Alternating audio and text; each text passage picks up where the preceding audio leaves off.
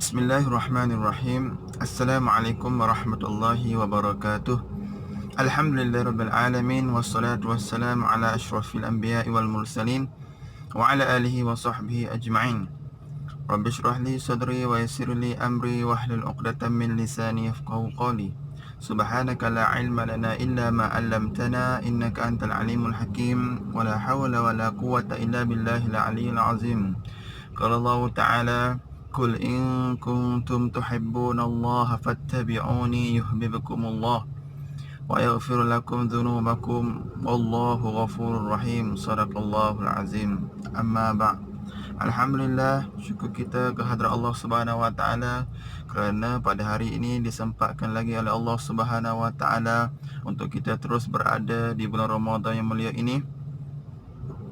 Mudah-mudahan kesempatan yang Allah berikan kepada kita ini dapat kita meneruskan perkara-perkara ibadah kita, perkara-perkara kebaikan kita demi untuk mencapai keredaan Allah Subhanahu wa taala, insya-Allah. Tuan-tuan, anak-anak yang dirahmati Allah sekalian, pada hari ini kita telah berada di fasa kedua Ramadan Al-Mubarak ini, yang mana disebut sebagai fasa maghfirah ataupun fasa keampunan daripada Allah Subhanahu wa taala. Jadi saya menyeru diri saya sendiri dan kepada pendengar sekalian untuk kita meneruskan lagi ibadah kita yang telah kita lakukan, seperti berpuasa yang wajib, solat tarawih, solat yang wajib, membaca Al-Quran, berzikir, berdoa, bersedekah dan sebagainya. Mudah-mudahan segala yang telah kita lakukan diterima oleh Allah Subhanahu wa taala dan mendapat ganjaran di sisi Allah Subhanahu wa taala, insya-Allah. Pada hari ini saya nak kongsikan satu lagi perkara yang harus kita lakukan, ada perkara yang sunnah kita lakukan bagi untuk mengisi bakul kebun Ramadan kita, iaitu dengan memperbanyakkan berselawat ke atas junjungan besar Nabi Muhammad sallallahu alaihi wasallam. Seperti mana ayat yang saya baca tadi daripada surah Ali Imran ayat 31 yang berbunyi, Qul in kuntum tuhibbunallaha fattabi'uni. Katakanlah wahai Muhammad kepada umatmu, jika kamu cintakan kepada Allah, fattabi'uni, maka ikutilah aku. Maknanya ikutlah Rasulullah. Yuhibbukumullah, nescaya Allah akan menyintai kamu. Wa yaghfir lakum dzunubakum, dan Allah akan mengampuni segala dosa kamu. Wallahu ghafurur rahim. Sesungguhnya Allah itu Maha Pemurah lagi Maha Mengasihani. Jadi ayat ini Allah Subhanahu wa taala menyatakan kepada kita, jika kita ni sebagai hamba-Nya, sebagai umat Nabi Muhammad sallallahu alaihi wasallam yang mengaku mencintai Allah Subhanahu wa taala, maka dalam masa yang sama haruslah kita ikut apa segala yang dibawa oleh Nabi kita Muhammad sallallahu alaihi wasallam, yang merupakan yang datang daripada hadis Nabi, lisan Nabi, perbuatan Nabi dan juga ikrar Nabi. Haruslah kita ikut. Itu tanda kita cintakan kepada Allah Subhanahu wa taala. Dan satu perkara lagi berkenaan dengan tuntutan untuk kita bersalawat ke atas junjungan besar Nabi Muhammad sallallahu alaihi wasallam. Sebagaimana dalam ayat Al-Quran Allah sebut, Innallaha wa malaikatahu yusalluna 'alan nabi ya ayyuhalladzina amanu sallu 'alaihi wa sallimu taslima. Sesungguhnya Allah dan para malaikatnya berselawat ke atas Nabi. Wahai orang-orang beriman, maka berselawat dan ucaplah salam ke atas Nabi Muhammad sallallahu alaihi wasallam. Ayat ini jelas menyatakan kepada kita suruhan agar kita berselawat ke atas junjungan besar Nabi Muhammad sallallahu alaihi wasallam. Allah memulakan dengan dirinya sendiri, Innallaha, sesungguhnya Allah, wa malaikatihi, Innallaha wa malaikatahu yusalluna 'alan nabi. Sesungguhnya Allah dan para malaikatnya berselawat ke atas Nabi. Allah memulakan dengan dirinya sendiri dan para malaikatnya berselawat ke atas Nabi.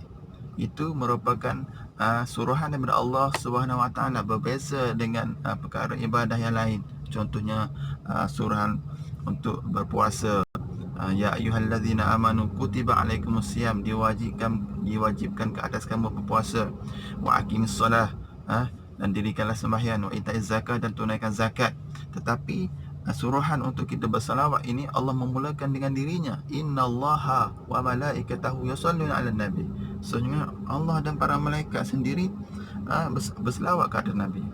Maka kita sebagai hambanya, kita sebagai umat Nabi Muhammad sallallahu alaihi wasallam, jika kita berat lidah kita untuk mengucapkan salawat ke atas junjungan besar Nabi Muhammad sallallahu alaihi wasallam, maka alangkah malunya kita, alangkah ruginya kita. Sedangkan Allah sendiri menyatakan bersalawat ke atas Nabi sallallahu alaihi wasallam.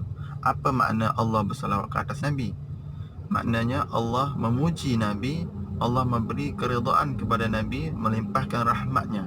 Dan apa makna malaikat pun bersalawat ke atas Nabi? Malaikat bersalawat ke atas Nabi maknanya malaikat itu mendoakan kerahmatan kepada junjungan besar Nabi Muhammad sallallahu alaihi wasallam.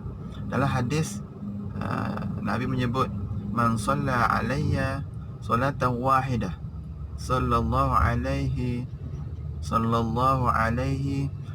asyara salawat.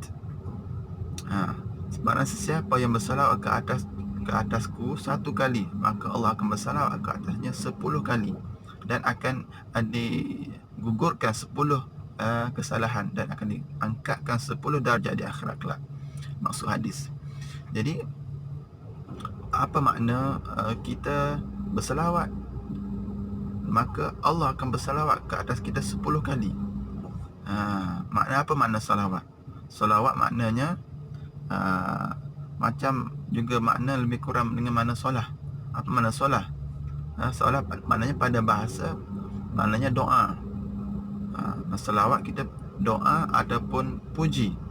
Maknanya kita bersalawat ke atas Nabi sallallahu alaihi wasallam, maknanya kita memohon Allah limpahkan rahmat ke atas junjungan Nabi Muhammad sallallahu alaihi wasallam, dan kita memohon doa agar Allah limpahkan rahmatnya kepada junjungan besar Nabi Muhammad sallallahu alaihi wasallam, dan kita puji ke atas baginda Nabi sallallahu alaihi wasallam. Maksudnya Allah berselawat ke atas kita 10 kali, maknanya Allah memuji hambanya yang memuji Rasulullah sallallahu alaihi wasallam.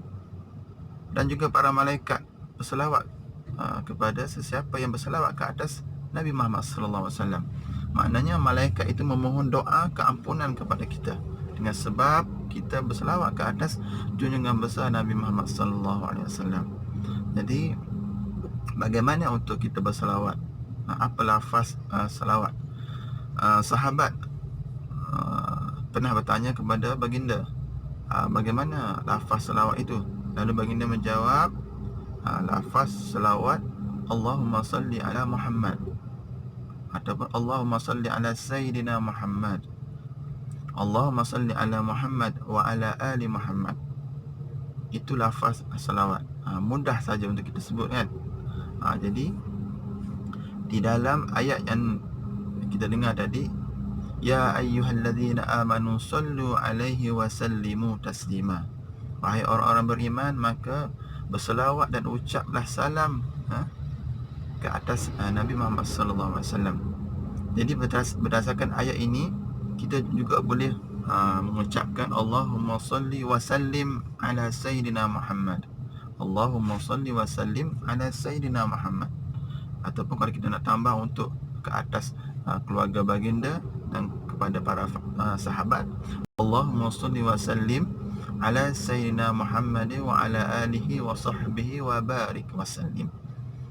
Mana-mana pun boleh. Allahumma salli ala Muhammad pun boleh, Allahumma salli wa sallim ala Sayyidina Muhammad pun boleh, Allahumma salli wa sallim ala Sayyidina Muhammad wa ala alihi wa sahbihi wa barik wa sallim pun boleh. Mana-mana pun boleh. Yang tak bolehnya kita tak berselawat. Okey tuan-tuan, anak-anak yang dirahmati Allah sekalian, itulah antara kelebihan kita berselawat ke atas junjungan besar Nabi Muhammad sallallahu alaihi wasallam.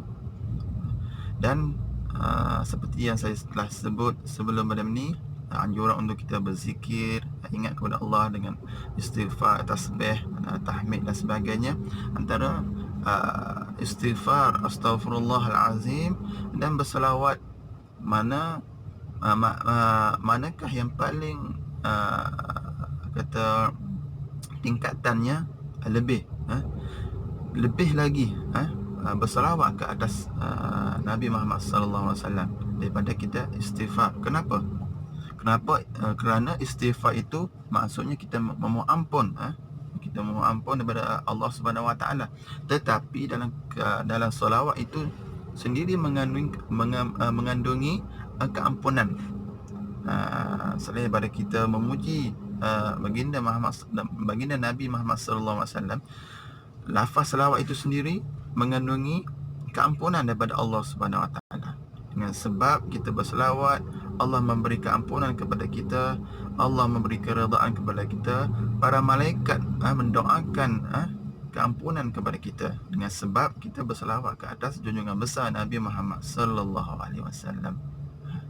Nabi sebut, sesiapa yang bila disebut namaku lalu dia tidak berselawat, maka dia seorang yang bakhil. Jadi untuk kita mengelakkan disebut sebagai bakhil, maka hendaklah kita sentiasa berselawat ke atas Nabi. Bahkan bila disebut nama Nabi Muhammad sallallahu alaihi wasallam, terus kita berselawat. Setengah ulama mengatakan jika kita teringat kepada Nabi Muhammad, kalau kita tidak berselawat, mina hukumnya berdosa. Wajib kita ingat kepada Nabi Muhammad SAW, terus kita berselawat. Itu. Dan dalam setiap hari, sedar tak sedar pun kita menyebut selawat, melafazkan lafaz selawat, terutama di dalam solat kita, solat yang fardu kita. Maknanya dalam tahiyat akhir itu merupakan rukun wajib kita berselawat ke atas Nabi Muhammad sallallahu alaihi wasallam. Setiap kali kita solat, kita membaca lafaz selawat. Itu di dalam solat.